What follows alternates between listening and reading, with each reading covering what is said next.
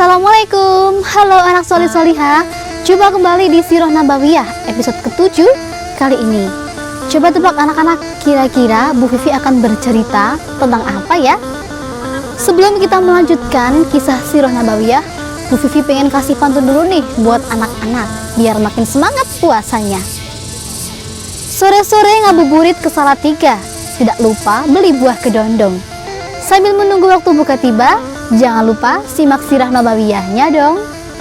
Baik anak-anak, kita sekarang akan melanjutkan kisah yang berjudul Khulafaur Rasyidin. Adakah yang tahu apa itu Khulafaur Rasyidin? Yuk, daripada makin penasaran, kita simak kisah berikut ini. Cerita kali ini diawali dengan pertemuan Abid dan Kak Abdullah. Abid kebingungan. Seorang pemuda seusia Kak Zaid tiba-tiba muncul di dekat Abid. Dia seperti orang asing dan dia berpakaian yang tidak biasa. Kakak siapa? Dan ini aku di mana? Tanya Abid bingung. Namaku Abdullah. Tenanglah Abid, kita ada di tempat yang aman. Untuk tahu ada di mana, coba tebak ya semua ceritaku, kata Kak Abdullah. Kita berada pada masa sahabat terbaik Rasulullah Shallallahu Alaihi Wasallam. Beliau adalah laki-laki pertama yang memeluk Islam. Beliau menemani Rasulullah Shallallahu Alaihi Wasallam berhijrah dan mengikuti seluruh peperangan yang diikuti Rasulullah.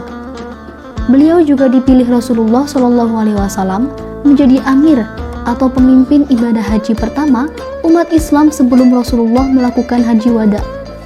Beliau juga menjadi khalifah setelah Rasulullah Shallallahu Alaihi Wasallam wafat. Kak Abdullah membuka cerita untuk ditebak. Beliau wafat pada usia dan hari yang sama dengan Rasulullah wafat, yaitu pada usia 63 tahun di hari Senin. Hai sekalian manusia, sesungguhnya aku telah dipilih sebagai pimpinan atas kalian. Aku bukanlah yang terbaik. Oleh karena itu, jika aku berbuat kebaikan, bantulah aku. Dan jika aku bertindak keliru, luruskanlah aku. Kak Abdullah menirukan pidato pertama sahabat mulia tersebut. Beliau hanya 2 tahun lebih menjadi khalifah. Dan pada masa kepemimpinan beliau, Al-Quran yang tadinya ditulis di batu atau pelepah kurma mulai dikumpulkan. Itu dilakukan atas usulan Umar bin Khattab. Lalu Zaid bin Sabit ditunjuk untuk melakukannya. Al-Quran yang tadinya ditulis di atas batu tipis, pelepah kurma, atau tulang hewan mulai dikumpulkan. Coba tebak, siapa ya sahabat yang dimaksud Kak Abdullah? Abu Bakar As-Siddiq. Abid ingat ceritanya, saat menjadi khalifah, beliau yang melanjutkan amanah Rasulullah untuk memberangkatkan pasukan Usamah bin Zaid yang sempat tertunda. Akhirnya pasukan itu menang. Iya kan Kak Abdullah? Mata Abid berbinar-binar melihat anggukan Kak Abdullah. Ya, memang banyak peristiwa besar terjadi pada masa beliau. Salah satunya adalah gerakan Ridho atau keluar dari agama Islam untuk memeluk kembali agama yang lama. Bahkan ada yang mengaku menjadi nabi, yaitu Musailamah Al-Kadzab. Beliau memerangi hal ini dengan sangat tegas. Musailamah pun berhasil ditumpas dalam perang Yamamah. Perang besar lain pada akhir masa Abu Bakar adalah perang Yarmuk menghadapi Romawi. Khalid bin Walid yang memimpin pasukan Islam berhasil mengalahkan pasukan Heraklius. Jelas Kak Abdullah kemudian. Lalu setelah Abu Bakar wafat, siapa yang menggantikan beliau, Kak? Tanya Abid. Coba Abid tebak lagi. Sebelum wafat, Abu Bakar mewasiatkan agar posisinya digantikan oleh seseorang yang terkenal sangat tegas dan berwibawa. Tetapi, sesungguhnya beliau sangat tawaduk dan sederhana. Bahkan, beliau sangat miskin meski menjadi khalifah. Beliau menambal bajunya sendiri dengan kulit. Dan beliau juga mengangkat air dengan ember di kedua pundaknya. Jika malam tiba, beliau sering berkeliling memanggul gandum untuk dibagikan kepada rakyatnya yang miskin.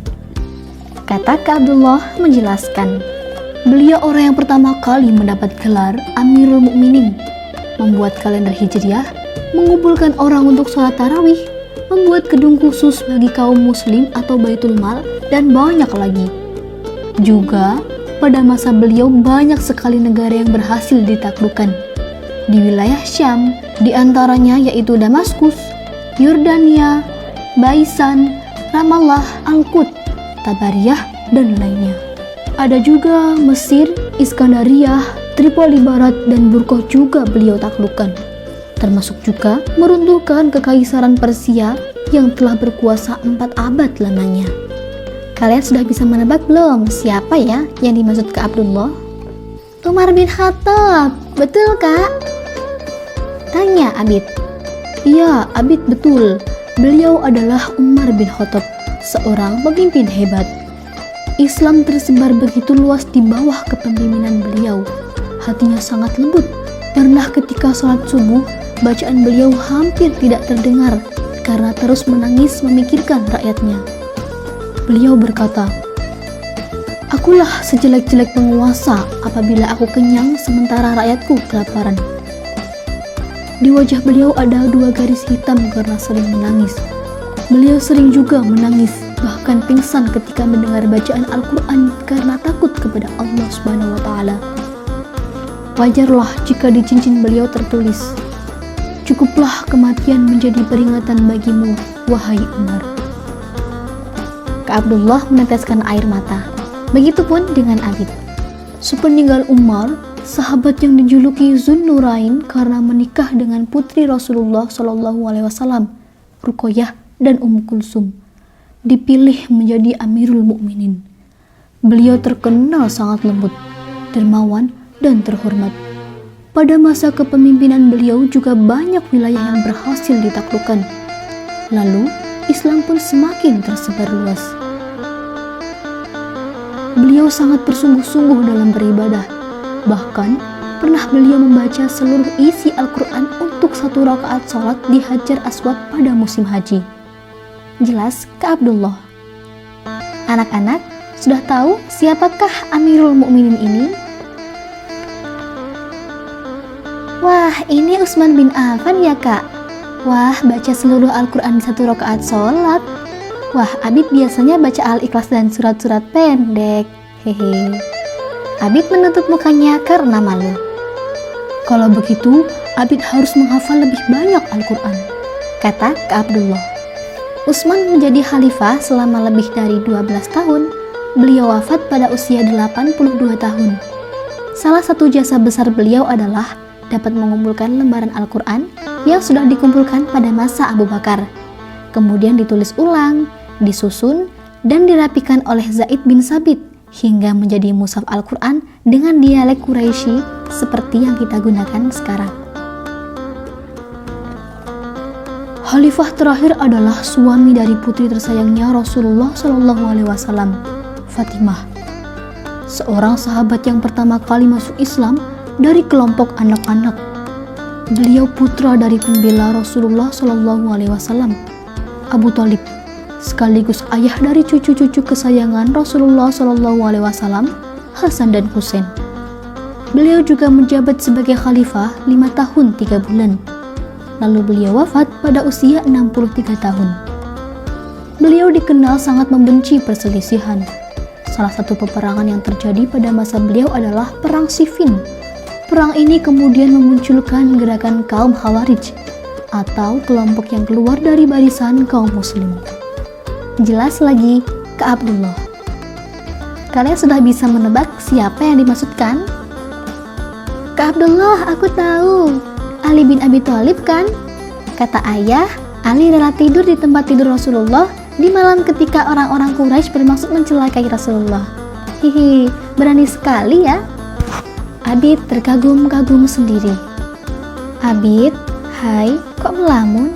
Ayo nak lekas mandi, sebentar lagi kita akan berangkat, kata bunda tiba-tiba. Kak Abdullah mana bunda? Tanya Abid. Kak Abdullah yang mana? Ah, anak bunda pasti habis berimajinasi nih. Nanti cerita ke bunda ya, kata bunda sambil tersenyum dan mencubit gemas pipi Abid. Nah, itu dia anak-anak cerita dari Abid dan juga Kak Abdullah. Bagaimana anak-anak? Sudah tahu ya siapa saja sih Khulafaur Rasyidin itu? Ya, jadi Khulafaur Rasyidin itu ada 4 seorang sahabat Nabi yang terdiri dari Abu Bakar As-Siddiq, Umar bin Khattab, Utsman bin Affan, dan juga Ali bin Abi Thalib. Semoga cerita kali ini bisa memotivasi anak-anak yang di rumah ya. Semangat terus puasanya. Demikian cerita dari Bu Vivi. Sampai jumpa di cerita berikutnya. Wassalamualaikum warahmatullahi wabarakatuh.